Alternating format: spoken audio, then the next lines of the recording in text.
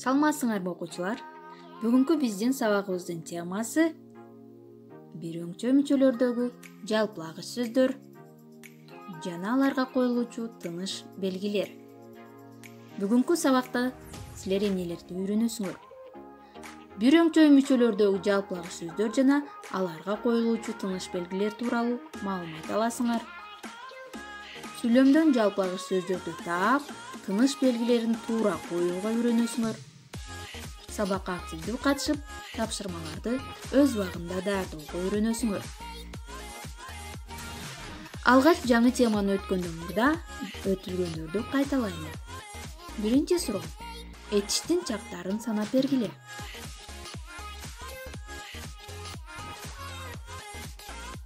Туура. Бул учур жак, келер жак, өткөн жак. Экинчи суроо. Сынатооштун даражаларын айтып бергиле.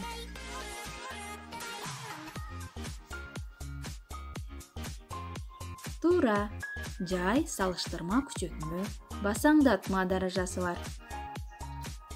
Үчүнчү суроо. Аныктооштун милдетин кандай сөз түркүмдөрү аткарат?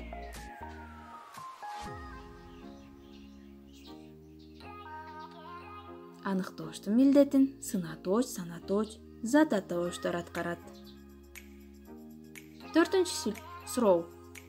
Жөнөкөй сүйлөмдүн баш жана айкындооч мүчөлөрүнүн катышына карай кандай болуп бөлүнөт?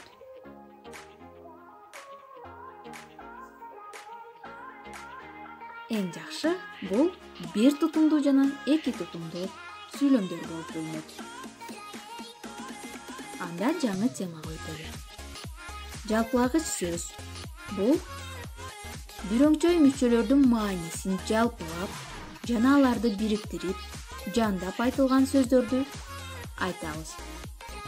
Жалпылагыч сөздөр сүйлөмдүн баардык мүчөсүнө тиешелүү болуп айтылат да, сүйлөмдө бир өңчөй мүчөлөр кандай синтаксистик милдет аткарса, ага тиешелүү болуп келген жалпылагыч сөз да ошондой эле милдетти аткарат. Мисалы, Нарын дарыясынын эң ири куймалары булар. Көкөмерен, ат башы, алабука. Экинчи сүйлөм. Абдыбек менен Узак экөө Жапардыкынан кайтканда саат 11ден өткөн. Мисалдарда жалпылагыч сөздөр булар жана экөө бир өңчөй мүчөлөрдүн маанилерин жалпылап, биринчисинде баяндооштун, экинчисинде сүйлөм ээсинин милдетин аткарды. Жалпылагыч сөздөр чыгыш теги жагынан окшош болгон түшүнүктөрдү жалпылап көрсөтөт. Ошондуктан алардын милдетин негизинен булар, алар, бүт, бүткүл, баары деген ата тооштор, жандама санатооштор, экөө, үчөө деген жана айрым жалпылама маанидеги сөздөр аткарат. Жалпылагыч сөздөрдө коюлуучу тыныш белгилер. Биринчи учур. Жалпылагыч сөз бир өңчөй мүчөлөрдөн мурун келсе, анда жалпылагыч сөздөн кийин кош чекит коюлат. Мааниси жагынан кеңири болот да, бир өңчөй мүчөлөрдө болсо чечмелейт, тактайт, конкреттештирет. Мисалы, өзүм жакшы көргөн өнөр булар. Комуз, кыяк, чоор, сурнай. Экинчиси. Залдагылардын баары, студенттер да, окуучулар да, жумушчулар да дүркүрөтө кол чабышты. Мисалдардагы булар, баары деген жалпылагыч сөздөр өзүлөрүнөн кийин келген бир өңчөй мүчөлөрдүн маанилик жактан жалпылап турат.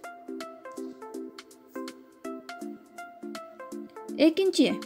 Жалпылагыч сөз бир өңчөй мүчөлөрдөн кийин келсе, анда жалпылагыч сөздөн мурда сызыкча коюлат. Мисалы, силер да, мен да баарыбыз мекенибизди сүйөбүз. Экинчи. Ал күнү Каныбек, алым экөө кетпей калышты. Мисалдарда баарыбыз, экөө деген жалпылагыч сөздөр бир өңчөй мүчөлөрдөн кийин келип, алардын маанилерин бириктирип, жыйынтыктап, жандап көрсөттү. Бүгүнкү тема түшүнүктүү болгон болсо, анда китебиңердин 186 бетинде 201 көнүгүүнү чогуу аткаралы. Биринчи сүйлөм. Сүйлөм мүчөлөрү бул жерде сызыкчанын ордуна жалпылагыч сөздөрдү же болбосо бирөңчөй мүчөлөрдү коюу керек. Биринчи сүйлөмдө сүйлөм мүчөлөрү баяндооч, толуктооч, аныктооч, бышыктооч. Бул жерде кайсыны койсок болот? Туура айтасыңар. Сүйлөм мүчөлөрү төмөнкүлөр. Баяндооч, толуктооч, аныктооч, бышыктооч. Экинчи сүйлөм. Алардын ичинен жана баяндооч экөөнү сүйлөмдүн баш мүчөлөрү дейбиз. Жана баяндооч деген сөздү койдук. Үчүнчү сүйлөм. Ал эми сүйлөмдүн айкындооч мүчөлөрү төмөнкүлөр. Толуктооч, аныктооч, бышыктооч. Төртүнчү. Кыргыз тилинде жалпылагыч сөздөрдүн милдетин аткаруучу сөз катары негизинен төмөнкүлөрдү атоого болот. Теманын башында айтып кеткендей, кыргыз тилиндеги жалпылагыч сөздөрдүн милдетин аткаруучу сөз катары негизинен төмөнкүлөрдү. Булар, баары, бүт деген сөздөрдү атоого болот. Анда үй тапшырмасын алгыла. 200 жана 207 көнүгүүлөрдү жасап, WhatsApp номериме жазып коюуну унутпагыла. Сабак жаккан болсо, көңүл бурганыңар үчүн рахмат.